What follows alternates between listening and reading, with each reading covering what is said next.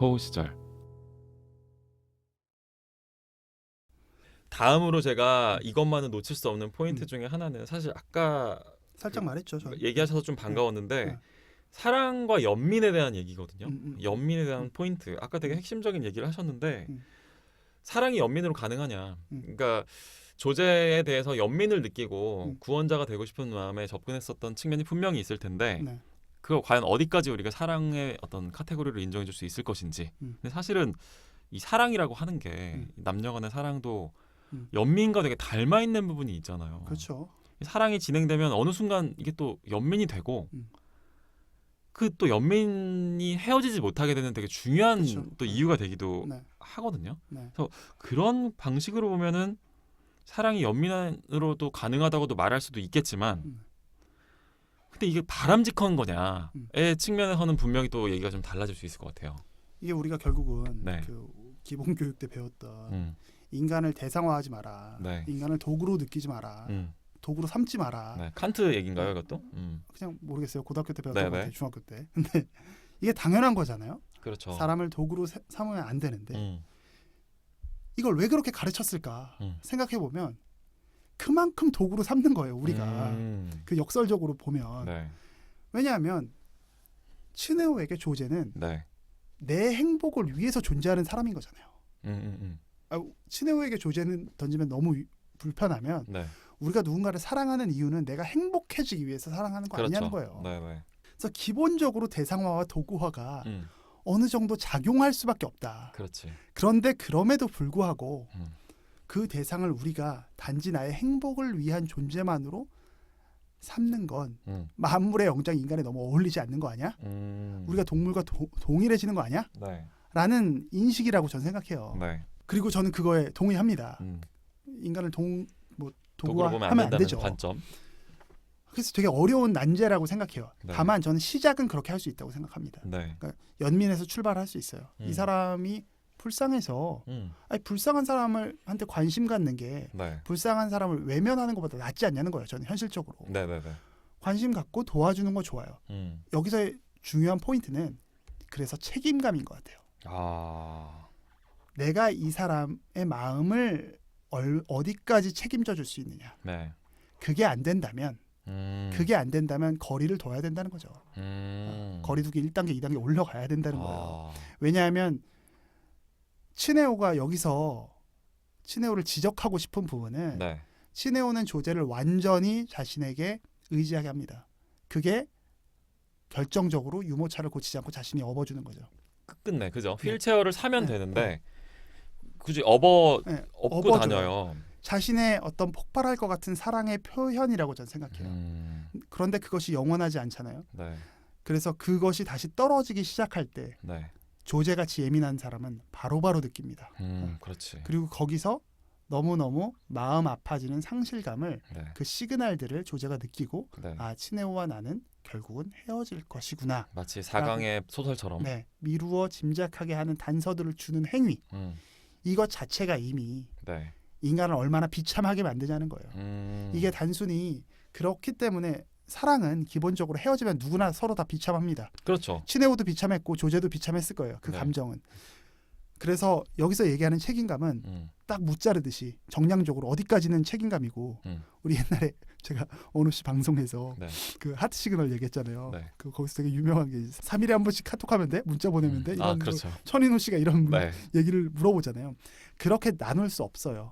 그렇기 때문에 도구화하고 대상화할 수 없다면 네. 대상화해서 안 된다는 이 기본 명제에서 출발한다면 그러면 내가 이 사람의 마음을 어디까지 받아줄 수 있을까는 츠네오가 조절했어야 된다고 저는 생각해요.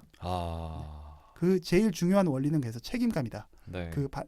기본적으로 고민해야 될 부분은 단순히 좋다고 네. 연민으로만 가지 말고 연민으로 시작할 수 있어요. 네. 근데 어디까지 내가 이 사람을 책임질 수 있느냐는 수시로 살피지 않으면 정말 서로에게 네. 너무나 큰 상처를 줄 수 있다라는 게 저의 생각입니다. 근데 또 아까 말씀하신 대로의 그 청춘의 기간, 학생과 생활 사회인의 중간 단계에 있는 그렇죠. 20대 초반들이 하기에는 너무 어려운 판단 아닌가요?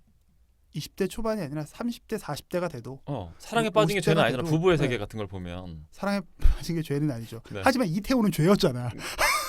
그렇지. 그러니까 그러니까 우리가 그걸로 변명하는 것만으로는 네. 전부가 될 수 없다는 거죠. 그래서 그걸 자각하고 네. 생각하면서 제가 너무 지금 선비 같은 얘기를 근데 하는데 다만 조근호 선생님도 이게 어렵다는 건 인정하시잖아요. 인정하죠. 그리고 반복해서 하는 얘기지만 너도 실패했었던 거 아니야. 언젠가는. 그치, 그죠? 그치. 그런 실패 경험들을 가지고 있어요, 우리 모두가. 그런데 그런 실패를 그래도 우리가 그거를 성공이라고 그것도 성공이라고 우리가 궤변을 늘어놓지는 말자는 거죠. 맞아요. 그거는 네. 실패라는 거예요, 어쨌든 간에. 그리고 그거는 반성해야 될 부분이다. 그렇지. 네. 맞아. 그걸 저희가 좀 네. 이렇게 민감하게 받아들여 주셨으면 좋겠어요. 네. 그러면 네. 그 원우 씨는 가능하다고 생각해요? 연민이? 저 같은 경우에는 조근호 선생님보다는 좀 더 관대한 입장인 것 같긴 해요. 불쌍하다는 거 되게 전 인간이 되게 다 불쌍한 존재라고 생각하거든요. 아 맞아요. 그래서 그런 부분들이 사랑이랑 연결돼 있는 거 되게 핵심적인. 그러니까 저는 한때는 사랑의 핵심이 연민이라고까지 생각했었어요. 그렇기 때문에 그런 것 같아요. 그런 관점으로 그런 관점으로 보면 저희가 친한 이유입니다. 네. 사랑이 연민으로 가능한가? 과거에 이 영화가 개봉했을 당시에 저한테 물어봤으면 100% 전 가능하다고 말했을 거예요. 그래서 이 츠네오의 행동을 지금보다는 훨씬 더 적극적으로 쉴드를 쳤을 것 같거든요. 그럼 우리 중에 누가 완벽하냐는 거지. 그렇지. 다 실수하는 거고 그렇지. 한 거지만 100번 양보해서 츠네오도 이게 이런 식의 행동을 통해서 조금씩 성장해 나갈 수 있지 않을까라고 하는 하나의 일말의 기대감. 그리고 그런 기대감들을 표현하는 게 아까 제가 그래서 읽은 이동진 기자님의 그 리뷰 글이었다고 생각해요. 이동진 기자님이 그 글에서 츠네오를 잘했다고 얘기한 게 아니거든요. 그렇죠. 잘하지는 않았고 다 우리 모두가 그렇듯이 츠네오도 실수한 건데 그래도 우리가 이 남은 우리의 어리석음에 대해서 축복의 메시지를 보내보자. 이 우리의 어떤 부박함과 그런 미성숙함들을 그래도 나중에는 좀 나아질 수 있게 되기를 서로 바라고 다독거려주고 응원해주자라는 건데 저는 그거를 2003년도에는 동의하고 저도 박수를 쳤지만 이제 시간이 지나다 보니까 조금 제가 지난 20년간 느낀 저의 그 인간이라고 하는 종에 대한 저의 평가는 이게 정말 바뀌지 않는다는 거예요. 인간은 바뀌지 않는다. 그러니까 롱텀으로 보면 바뀔 수 있는데 여간에선 바뀌지 않고 그 다음에 두 번째로 더 중요한 건 뭐냐면 자발적으로 바뀌지 않아요. 내가 이렇게 되어야지라고 해서 바뀌지 않는다는 거예요. 뭐 나는 앞으로 아침형 인간이 되어야지 이것도 못 바꾸는 거예요 스스로. 결국에는 너무나 많은 것들이 결정되어 있는 상태에서 고군분투하는 게 결국 우리들 개개인의 삶이라는 생각이 들었을 때 네. 예전에 비해서 이 츠네오의 그 미래 가능성에 대해서 확실히 좀 더 비관적인 시선을 좀 갖게 된 걸 이번에 이 영화를 다시 보면서 제가 좀 느꼈던 것 같아요. 그러면 네. 세 번째 이야기를 좀 해야 돼요. 네, 조크나 선생님이 한번 그러면은 이제 생각한 포인트. 네. 이 네. 영화의 되게 큰 주제 의식이라고 할 수 있어요. 저희가 아까 사실 약간 좀 다루긴 했는데 네. 할머니가 그동안 네네. 조제네 할머니.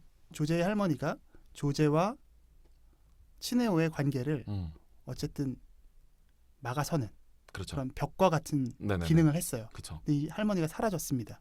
그리고 할머니가 돌아가셨어요. 사라졌다고 하니까 너무 섬뜩하다. 네네. 할머니가 돌아가시면서 둘이 다시 인연이 맺어진 거잖아요. 그렇죠. 츠네오가 이제 접근하면서 다시. 네. 그러면 이때 결국은 츠네오를 통해서 세상에 나오게 된 건데 네. 영화를 다 보신 지금 이 상황에서 네. 조제가 네. 반드시 이 리얼 월드로 이 츠네오를 통해서 츠네오의 손을 잡고 나오는 게 네. 과연 맞는 것인가? 성장담의 측면에서 성장한 부분은 맞는데 네. 과연 오랜 시간 이건 사실 좀 상상까지 해봐야 돼요. 네. 네. 영화에서 끝난 부분이 아니라 다시 수십 년을 살아가는 조제의 모습 속에서 네. 츠네오의 일상 속에서 과연 이게 더 적절한 선택이었는가에 대한 논의를 한번 해보죠. 어떻게 생각하세요? 일단 이 영화가 조제 성장담을 되게 아름답게 묘사하고 있는 지점은 맞아요. 네. 그걸 되게 강력하게 보여주는 근거가 조제가 결국에는 나중에는 휠체어를 마련하거든요. 그 츠네오랑 헤어지고 맞아, 나서 맞아. 그 네. 츠네오랑 절대로 심파로 헤어지지 않아요. 산뜻하게 마치 음.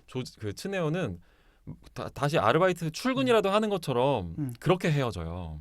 그 적어도 조제와 있는 순간에는 잘 가라고 하면서 되게 야한 책 하나를 선물로 주면서 산뜻하게 헤어져요. 그리고 조제는 결국에는 휠체어를 마련해서 되게 경쾌하게 달리면서 영화가 마무리가 되거든요.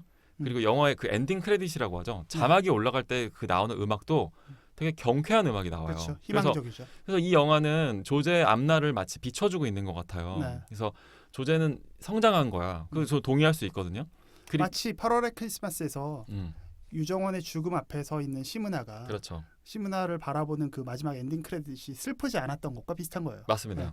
그래서 조제가 되게 워낙에 할머니라고 하는 존재를 너무 심하게 짓눌렀던 건 맞거든요. 그렇죠. 그래서 조제를 이 세상에서 지워버리려고 했었던 그런 느낌마저 들었는데 그거에 비해서는 지금 이렇게 휠체어를 타고 다니는 정도까지는 성장하는 거는 저는 맞다고 생각해요. 그거는 이제 이 험난한 세상이지만 이 세상 속에서 1인분의 어떤 삶을 살아나갈 수 있는 아주 기초 체력을 갖게 되는 그거는 필요하다고 보거든요. 근데 그래서 그런 의미에서는 할머니의 존재를 좀 부정적으로 볼 수 있죠. 왜냐하면 할머니는 그것마저도 못하게 만들었으니까. 아하. 그런데 네. 여기까지는 인정이에요. 그런데 그렇다고 해서 할머니를 이 영화에서 어떤 100% 퓨어한 악역으로 볼 수 있느냐. 바꿔 말해서 할머니가 한 말은 다 틀린 말이냐. 라는 질문에 대해서 답변을 해보자면 거기에 대해서는 관점이 좀 달라질 수 있는 거죠. 그러니까 저는 이 영화를 2003년도에 나왔을 때는 할머니는 그냥 좀 뭐 모습은 안 그런데 되게 저 할머니 못됐네라고 생각했거든요. 근데 아까 말씀드린 제가 인용한 그 멘트 불구인 애가 남들처럼 놀면 탈이나라고 했을 때 일단 불구인 애라는 표현 너무 기분 나쁘고 남들처럼 놀면 뭐 남들이랑 다르면 안 되는 게 뭔데 그 부분도 기분 나쁜데 탈이나라고 하는 부분 있죠. 이 부분이 지금 미심쩍은 거예요. 탈이 났잖아 결국에는. 그치.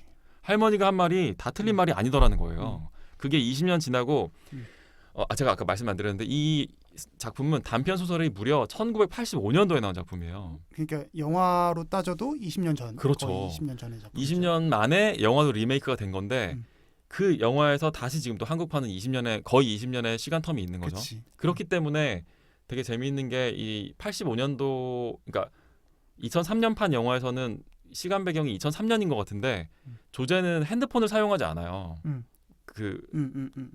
없어요 핸드폰 보니까. 네, 근데 맞아. 한국판에는 한지민 씨가 핸드폰으로 뭐 보는 장면이 나오더라고요. 아 그래요. 예고편을 보니까 되게 좀 기대되는 부분인데 조제는 그런 할머니의 그늘 안에서 완전히 시간이 박제된 공간 안에서 있었지만 할머니의 의도는 사실은 조제를 보호하려고 했던 건 맞잖아요. 그렇죠. 그 진심까지 우리가 부정할 수는 없는 거거든요. 다만 그 방식이 좀 그릇됐었던 것일 뿐이죠.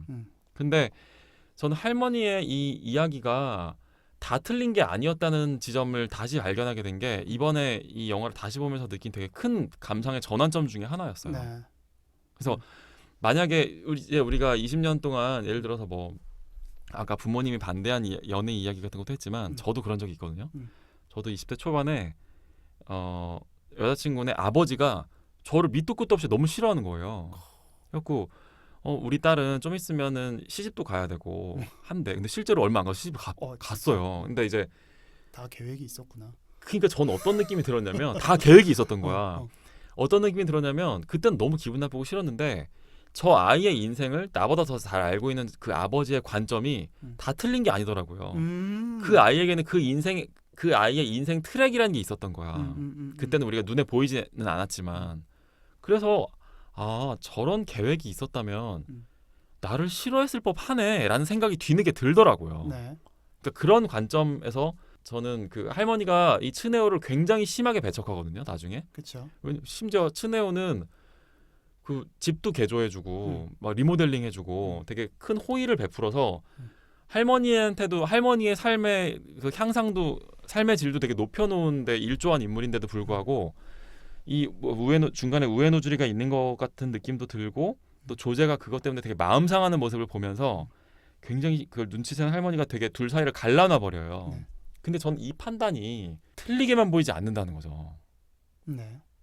조코 선생님은 어떻게 보셨어요? 저도 뭐 동의해요. 그러니까 되게 상징적인 대사가 나오죠. 할머니 집을 고쳐주겠다고 하자. 네. 할머니가 이런 얘기를 해요. 세상에 공짜는 없어. 음. 세상에 공짜는 없다는 말은 집을 고쳐주는 그 복지센터에 대한 얘기가 아니라 실제로는 츠네오에 대한 조제의 마음을 얘기하는 거거든요. 네. 조제가 받을 상처를 알고 할머니가 츠네오를 경계하기 시작하는 부분, 오지 말라고 하는 딱 그 부분이 조제가 친해오가 막 그 가나에와의 관계 때문에 네. 조제가 그걸 내용을 알게 되고 그 느낌이 오니까 조제가 막 상처를 받아 있잖아요. 네. 그래서 비 오는 날 친해오가 찾아옵니다. 네. 근데 문을 열어주지 않아요. 타코야키를 사왔음에도 불구하고 맞아요. 문을 열어주지 않고 책을 막 던지잖아요. 네. 조제에게 책이 얼마나 중요한지 할머니는 너무 잘 알 거예요. 맞아요. 그런데 그 책을 던져버립니다. 음. 그 책을 던지면서까지 이미 얘는 상처 받겠구나를 아는 순간 네. 그 어떤 부모가 맞아요. 여기서 할머니는 부모나 마찬가지잖아요. 그렇죠. 보호자인데 여기서는 뭐 어떤 같이 판단을 할 필요가 없는 거예요. 내 딸이 네. 내 자식이 상처받지 않아야 되는 게 가장 우선순위가 되는 거죠. 맞아요. 하물며 내가 기르는 강아지 한 마리도 상처받아서는 안 되는데 네. 내 손녀딸이 그렇죠. 그렇게 하고 있으면 당연히 저는 할머니의 보호가 이해가 되고요. 네. 보다 좀 다른 부분에서 제가 이야기를 하자면 저는 이 영화를 보면서 되게 떠오르는 영화가 하나 있었어요. 네. 1999년에 개봉했던 전 세계를 충격에 빠뜨렸던 역작 매트릭스인데 네네네. 매트릭스는 아마 이 방송을 들으시는 젊은 분들은 안 보셨을 수도 있겠구나. 하지만 네. 저희 세대에는 거의 다 봤다라고 그렇죠. 저는 네. 지금까지 했던 비포 트릴로지 8월의 크리스마스 조제보다 훨씬 더 히트친 작품이잖아요. 그쵸. 매트릭스. 매트릭스 1에 모피어스가 미스터 앤더슨에게 네. 키아누 리브스죠. 네. 리브스에게 약을 2개를 선택하라고 해요. 네. 빨간 약, 파란 약 그거 빨간 말씀하신 약과 거죠? 파란 약이죠. 네. 빨간 약은 정말 거지 같은 현실이지만 현실을 살아내는 거고 네. 파란 약은 그냥 그 가상현실 세계에서 살다가 네. AI들의 어떤 지배를 받다가 그냥 내가 죽은지도 모른 채 죽어지는 네. 그런 너 리얼월드로 갈래? 아니면 이 가상 세계에 살래? 에서 좋은 비유다. 가상 세계에 살래? 이거 여기서 미스터 앤더슨은 빨간 약을 먹죠. 네. 그걸 먹고 네오가 되죠. 세상의 구원자가 되잖아요. 네. 조제 역시도 결국은 세상에 나왔어야 돼요. 결국은 세상에 나왔어야 되고 그 세상에 나오게 되는 존재는 그건 뭐 어쩔 수 없어요. 왜냐하면 아까 말씀하셨던 것처럼 할머니를 극복하고 넘어선 게 아니거든요. 네. 할머니가 돌아가시면서 자연스럽게 세상으로 나아갈 수밖에 없는 존재가 됐어요. 그 여건이 만들어졌어요. 그렇다면 여기서 중요한 건 치네오죠. 네. 하필 치네오의 손을 잡았어야 되냐. 과연 치네오가 맞는 거냐. 치네오라는 애가 무조건 나쁜 애는 아닌데 네. 이 영화를 통해서 봤었던 상황에서 그렇게 책임감 있는 사람이 아닌 걸로 전 느껴졌기 때문에 치네오를 통해서 세상에 나오는 것 자체 그리고 그 이후의 20년은 네. 오히려 조제가 다음 사랑을 못하게 되는 거 아니야라는 생각이 드는 마음이었어요. 그러니까 치네오가 아니었다면 이 정도의 상처를 받지 않고 세상에 나와서 네. 조금 더 리얼월드에 쉽게 착륙할 수 있을 것 같은데 이번에 너무 뜨거운 맛을 본 거예요. 너무 격렬한 사랑을 했고 네. 그 사랑이 너무 뜨거우니까 나는 이제 되게 담담하게 그냥 소박하게 그냥 살아가겠어. 더 많은 경험을 오히려 차단한 게 아닐까. 그래서 그 이후에 치네오는 계속해서 즐겁게 살 거예요. 네. 왜냐하면 얘는 유형 방황하는 애니까. 자신의 테두리를 계속 도는 애니까. 네. 근데 조제는 다른 세상에서 이 세상으로 올려다가 그 중간적인 위치에 그냥 머물러 버린 게 아닐까라는 생각 때문에 제가 치네오에게 분노하는 것 같아요. 근데 네. 조제에게는 미안한 말이지만 조제한테는 다른 선택은 없었던 거 아닌가요? 치네오 이외에 다른 선택이라고 할 만한 거는 그 사랑에 대한 선택은 여기선 그런데 네. 우리가 중요한 지점으로 보는 건 할머니를 극복했던 게 아니라 아까 중요하다고 말씀하신 네. 그 부분이 저도 동의하는 이유가 네. 할머니를 조제와 치네오가 함께 극복했으면 모르겠어요. 근데 그게 아니라 할머니는 그냥 사라진 거거든요. 네. 갑자기 자연사 하신 거잖아요. 네. 그러면서 할머니가 사라진 존재를 그냥 치네오가 채웠던 거죠. 네. 그러니까 이 부분은 성장이 아니라 그냥 연결이었다라고 저는 생각하는 거예요. 그런 연결은 네. 치네오가 아니어도 누군가를 통해서 또 가능하다는 부분이죠. 근데 그게 물론 영화를 갖고 너무 따지는 거지만 네. 치네오라는 캐릭터를 통해서 했기 때문에 조제에겐 그게 너무너무 지워질 수 없는 네. 잊혀질 수 없는 뜨거운 기억이었고 로망이었고 그걸 통해서 오히려 세상은 훨씬 더 많이 남았는데 삶은 훨씬 더 긴데 네. 그 많은 시간이 남아있는 조제의 삶이 네. 좀 걱정된다. 물론 이 시각은 굉장히 기성적인 관점이고 네. 꼰대적인 관점이에요. 그런데 20대 때 이 영화를 봤다면 20대 때 봤던 이 영화에서는 조제의 성장을 저도 응원하죠. 아니 언제고 리얼월드로 나와야 되는데 네. 빨리 나와야 되는 거 아니야? 그런데 더 잘 나올 수 있잖아. 더 좋은 선택이 있을 수 있잖아. 그리고 너의 삶이 그 곱절의 시간 동안 더 힘들면 어떡해라는 이 시선을, 이 생각을 마냥 어른의 생각, 옛날 사람들의 생각으로 몰아세우기에는 네. 이미 저도 너무 많이 살아버린 거죠. 그 걱정이 사실 들어요.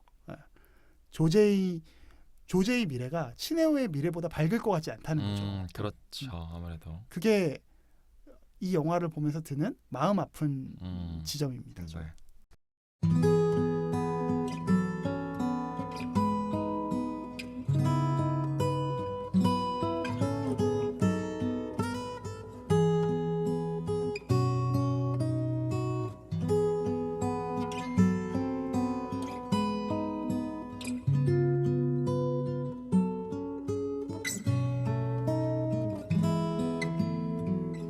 우리의 호우 시절.